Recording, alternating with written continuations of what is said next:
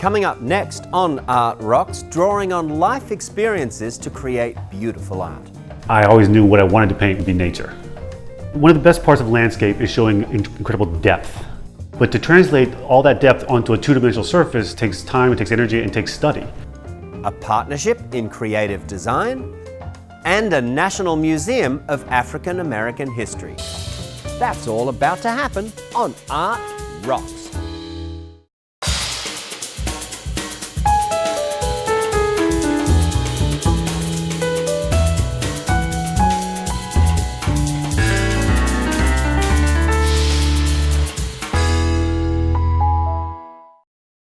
Art Rocks is made possible by the Foundation for Excellence in Louisiana Public Broadcasting and by viewers like you. Hello, I'm James Fox-Smith of Country Roads Magazine, back with another dose of Art Rocks. We begin right at the water's edge with New Orleans' Billy Solitario. The artist actually grew up in Gautier, Mississippi, where the twin constants of sea and sky shaped his artistic sensibility. Living in the South, where everything is horizontal, Solitario is fascinated by vertical things, and he loves to paint the summer cumulonimbus clouds.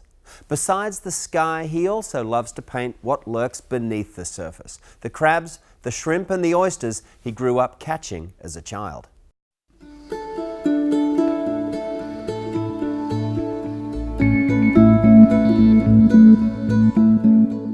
Still life and landscape. Those are my two favorite genres. So I was born in California.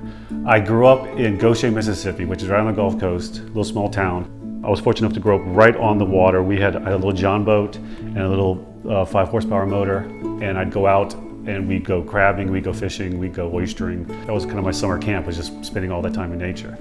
And as I got older, started being interested in art, I always knew what I wanted to paint would be nature. One of the best parts of landscape is showing incredible depth. It doesn't come naturally. You see it naturally. You can understand it naturally when you're seeing it in nature. But to translate all that depth onto a two-dimensional surface takes time, it takes energy, and takes study. There's different types of perspective. There's linear perspective, there's atmospheric perspective, there's color perspective, which is kind of more complicated. These are different ways of showing depth on a two-dimensional surface. I studied under Oscar Ozals at the New Orleans Academy of Fine Arts, but also studying through observation and just starting to see and starting to understand. It takes a lot of work to do it, but it's a lot of fun once you know how. I would consider myself to be kind of a classic realist. It's representational painting, but it's not photorealism.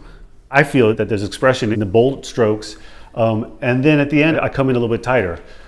But there's still paint on the surface, there's still that quality that you can see. The problem with learning how to the craft of painting is that you tend to want to be very representational once you learn it. One of my favorite subjects is clouds, and one of my favorite foregrounds is the Mississippi River. I love having large cumulonimbus clouds, the big ones that are coming, that are the most dramatic. They are the grandfathers of the clouds. And I love having the Mississippi River at the bottom. I love the fact that we can have this incredibly large container ship that's only this big. And the cloud is gigantic. It's this wonderful play on what we think as humans is big. Nature is 5 times larger. And here in New Orleans, we are very familiar with nature, and with every summer, we all get ready for the hurricane season. We are always reminded how precarious we are, this little tiny sliver of land surrounded by all this water. In a way, I like for my landscapes to be a metaphor for this nature versus our little sliver of land at the bottom.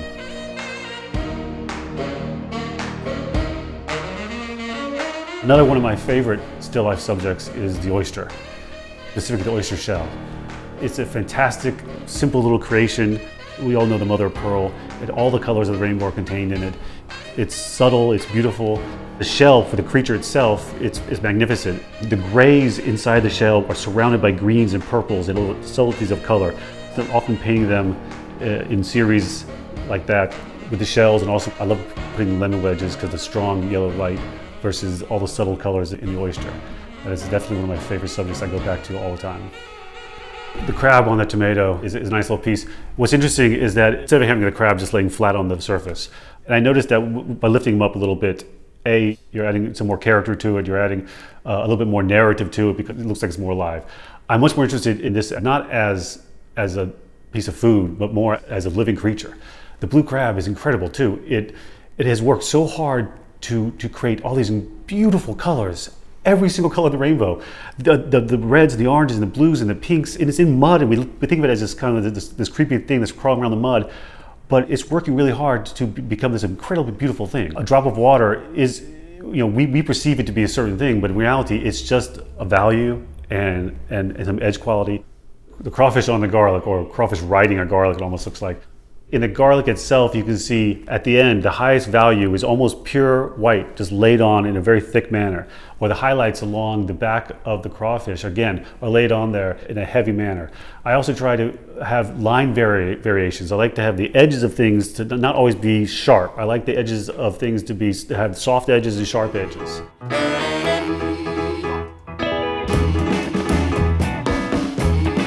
I'm from the school of thought that says drawing is everything. I'm constantly drawing.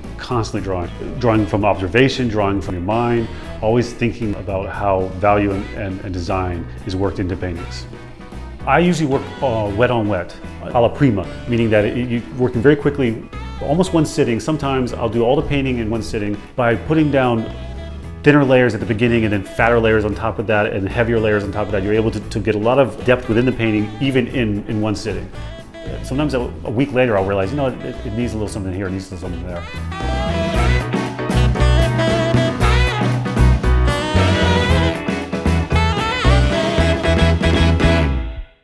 Weekend's coming, so here in brief are our tips for some of the events, festivals, exhibits and performances coming soon to towns near you.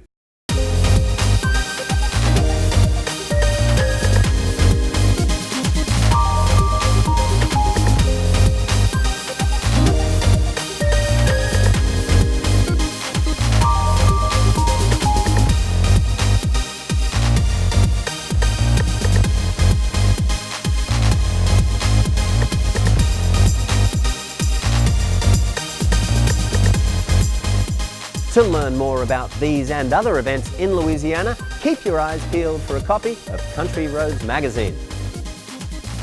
And while we're at it, LPB's Art Rocks website features an archive of previous episodes, so to see any episode again, just log on to lpb.org. Now, please consider a pair of Milwaukee artists who have found creative ways to combine glass and steel to create extravagant floral sculpture. Take a look at how they do it.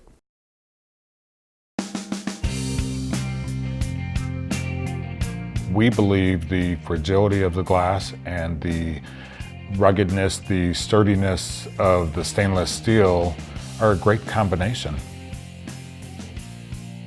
My name is Jerry Hirschman, and I am a glassblower. My name is Michael Paul Theory. I am a stainless steel metal sculptor. Partners in art is Jerry and me, combining our talents, mine in stainless steel and Jerry in glass, to create things of beauty. And we are indeed partners in our art. Michael and I were doing our own art simultaneously and doing the art shows together side by side with booths. One day we just kind of brainstormed what could we do differently. So I just made a very simple stem, so to speak, out of stainless steel. And I made a little hook on top of it. We could attach a piece of Jerry's glass to it. And we looked at it and said, let's put some leaves on that. And once we came up with the concept of our flowers, it really flourished into us really being partners in art. We saw something there that we've never seen before. And Michael helps me with every piece of glass I make. I help him with his stainless work. And we've just married the two arts together. Michael and I decide on a color scheme so that we have some continuity with the sculpture or the bouquet, if you will. We decide how many pieces we're going to have. For instance, they can be multicolor, but they all have something in common, whether they have white specks or a yellow center or a red rim going around the outer part of the bowl. And from there, Michael builds the sculptures. I go into United Salvage, and it's like going into a candy store, and I see all these wonderful things, and I just love to pick and choose. That's how I get the steel that I work with. So then we'll take the steel and we'll cut it, and we'll bend it, twist it, turn it, and do everything we can to it to get a shape that is pleasing. And then we'll take the steel and we'll grind the surfaces of it, put in designs if it has to have designs. Then we clean the edges of it, make it smooth, so there's no rough edges after the grinding. And then we put the pieces together into a completed plant for the flowers that Jerry made. Michael pushes himself to create more creative pieces all the time. The glass blowing process starts with a crucible of molten glass at 2150 degrees on a 5-foot blow rod. Once you begin the process of glass blowing, you constantly have to turn the blow rod. Then we add the color and we begin the blowing process. For the flowers, we always add a patty, which is a separate piece of glass that I let fall onto a marvering table, cut it, and we place the actual blown piece onto it, so that is going to now be the place where Michael's stainless hook will rest, and it'll keep the flower up on the sculpture. We will then open it wide, spin it out, let it hang down to give it kind of the handkerchief effect, they call it. Once we're done with the blown piece, we put it in an annealing oven. You can then have it start ramping down, and glass needs to cool about 2 degrees a minute. And by the next day, it's at room temperature. You can bring it out. Each piece shows Jerry's emotion, and I think that's a real plus. We've created a variety of sizes, some individual flowers, some with multiple flowers, with a variety of colors. So there's something for everyone. It's all a non-stop problem solving. That's what art is all about. It's constant problem solving. And eventually, with some collaboration, we can get through it. I personally love people's reaction to it. They'll look at it for its beauty. Jerry's on my combination. And they'll be afraid when we show them that the piece can be functional, that we have something that really hasn't been introduced to this area before. And I think that's the fun part of it, besides loving the art ourselves. Michael and I get to share time together being creative. Our creating is really our entertainment. That's what we do. We've done it for so many years. We both have been doing this for about 25 years, and it's our way of life. It's pushing yourself and pushing the limits, and it's endless what you can do with glass. Keep your mind open and don't let anybody tell you you can't do something. Don't let them say you can't. They're conversation pieces that we have all over the country. We definitely want people to enjoy our art. We are leaving an emotional impression on people. And I think that's what art's all about. It's a collaboration. We do it together. And that's what makes us, I believe, successful artists.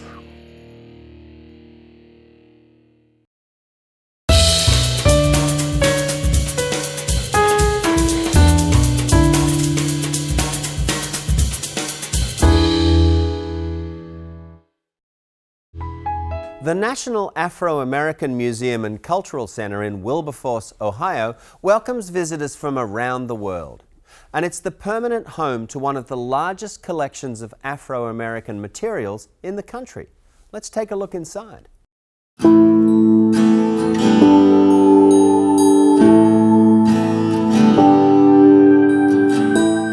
The intent behind opening this museum was to truly celebrate African American history and culture.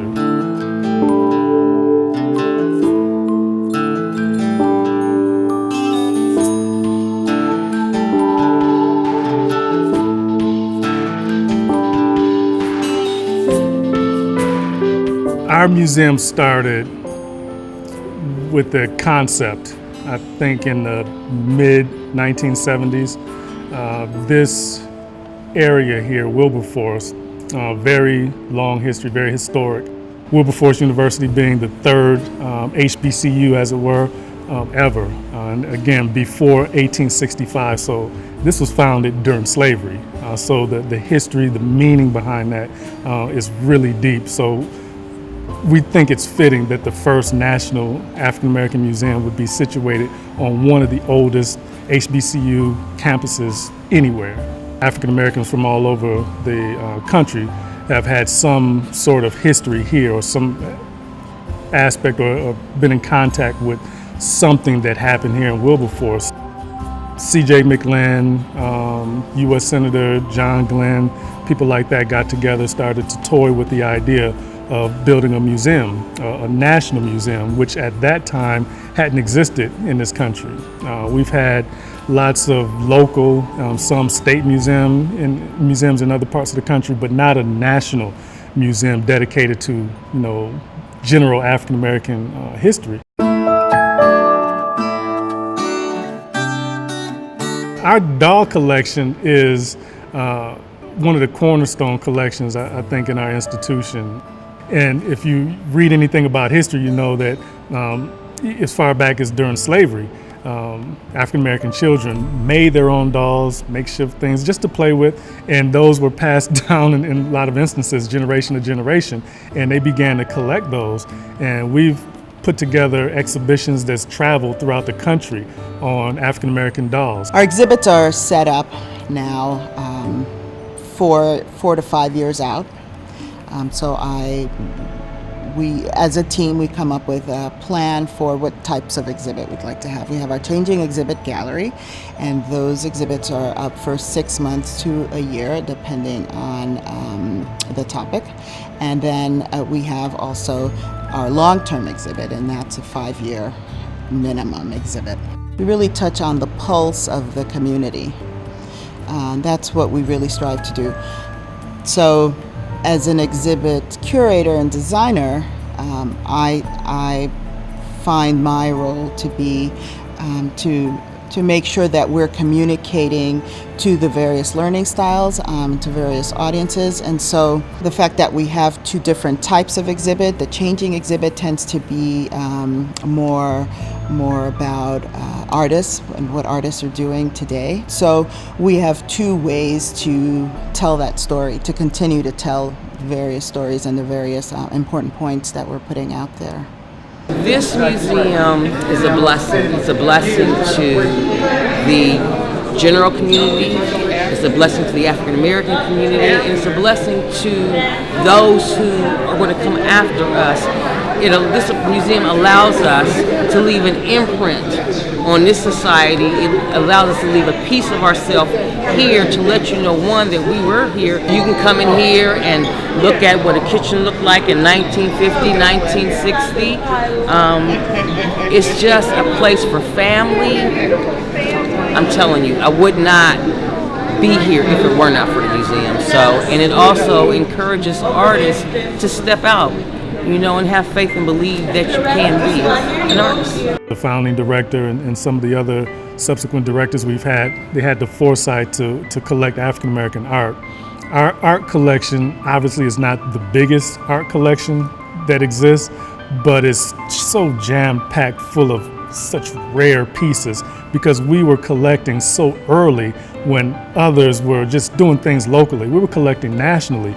So when we look at our art collection now, it's so much interest in that. What I would like our visitors to take away from a visit here is just how genuine we are trying to be with telling stories about history.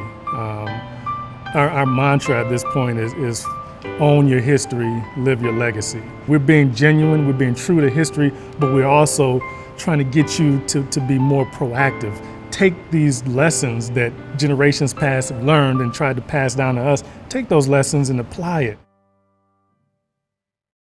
A little bit north of Ohio, we met Akeem Salmon in Detroit, Michigan. He is a young star in the making. Discover what inspired this young artist to create photography portfolios as a student at one of Detroit's premier art schools. I don't necessarily capture moments, I create them. I'm from 2 different places in Jamaica. I mean, I'm never one place. I'm either over there.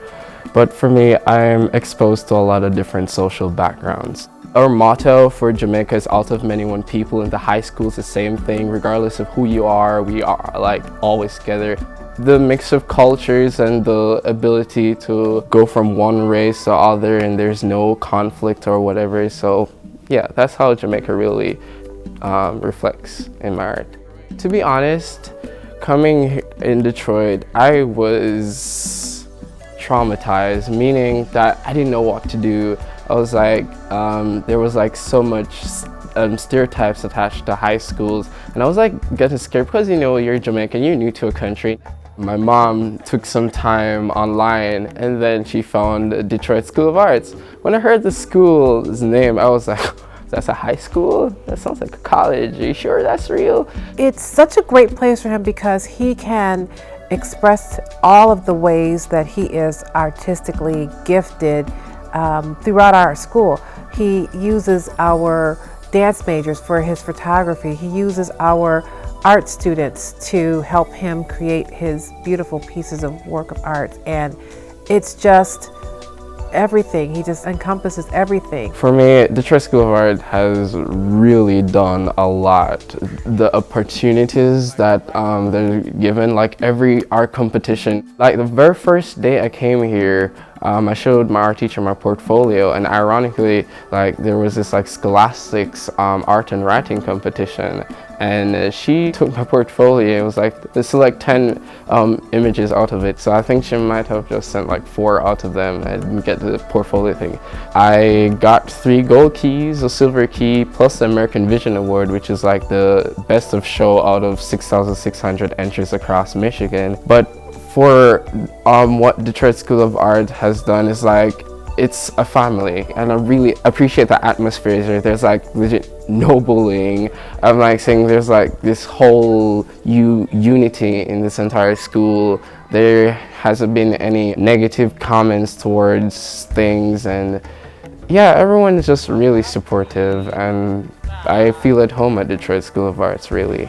He has such vision for such a young man. I mean, what I see in his artwork, I would expect to see in the artwork of someone who has been in the business for years and years. He has such a wisdom about his artwork and just the vision, like he has seen this world before. Like he has lived the life to 100 and started over again, because it just comes through in whatever he does and puts on canvas or shows in photography or whatever form of artwork he's using. I'm really intrigued as to where he gets his ideas to put things together to stage people and objects and use certain colors or textures in his work.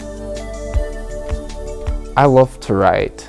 When I write to like invite readers to carry them through and to like utilize different words to let them feel what I'm feeling. And my whole passion of writing poems and descriptive writing that really grabs a person is the same thing I feel about my photography. How does it make me feel? How it would make an audience feel? And the thing is, regarding poses, I do get inspiration, I would say, like from the magazines, any fashion, high-end fashion or so magazines, because again, everything started with lamb. So I look at the magazines and be like, wow, how can I pull that off with lamps I find around the house? And I see like all the different poses, and I see like the neutralness. It just invites you. And so the same concepts that they apply with their poses, I put my own element of like theater and writing into it, so it pushes at the audience even more. Pertaining to editing, that's actually where everything comes alive, because bringing it on the computer, I get to apply my abilities in illustration, graphic design, and painting and stuff into my editing process. I would literally take the time to really articulate the models and give them the different aesthetics that I want them to convey in the finished piece. sometimes it's just wow, just absolute, just the wow factors. And then it's just taking you deeper into, where in your mind is this piece taking you, and just the other worlds. He has pieces where there's a part of a body, but then there's something else there, and it's just like, well, wow, how does that all fit together? And it just really speaks to your heart and your emotions as well as your mind. The photo session that I'm going to be doing today is themed Soul of the Arts. It's going to be a very intricate composition utilizing all the different majors in Detroit School of Arts, such as radio and television, dance, drama, and visual arts, and put some twists into it because I'm really looking forward to it. The students are really freeing themselves to be a part of his artwork. I've seen students who would be afraid to say 2 words to me, put on a costume, put on makeup, and allow themselves to be posed and photographed in ways that I never thought that particular student would be able to show that kind of expression. So he really taps into that core in the students that some of them haven't been able to get at yet, and I think that that's very, very exciting. I have to ensure that everyone is okay regarding the visual aspect. I did ask one person to kind of help me out, but normally I really don't tell my models to worry about stuff too much, like makeup or anything, because I said I can do that on Photoshop. I guess the most I tell them is like, wear a little black lipstick because it kind of eliminates like the Photoshop process when I actually paint it on, because I think that causes noise and stuff. But for the most part, I don't tell my models to really worry about the post process right now. For me, I just ensure that they're posed properly, they're having the correct facial expressions, and I do everything on the computer. I fully expect to hear in a few years that Akeem will have a one-man show in some really fancy museum in New York. But whatever he does, I hope that he has fun and that he never loses his passion for it, because that's what comes out most in his artwork, his passion, his dedication for it. And I don't want him to do it as just a business. I want him to keep the heart that he has in his artwork and to always let that show wherever he goes.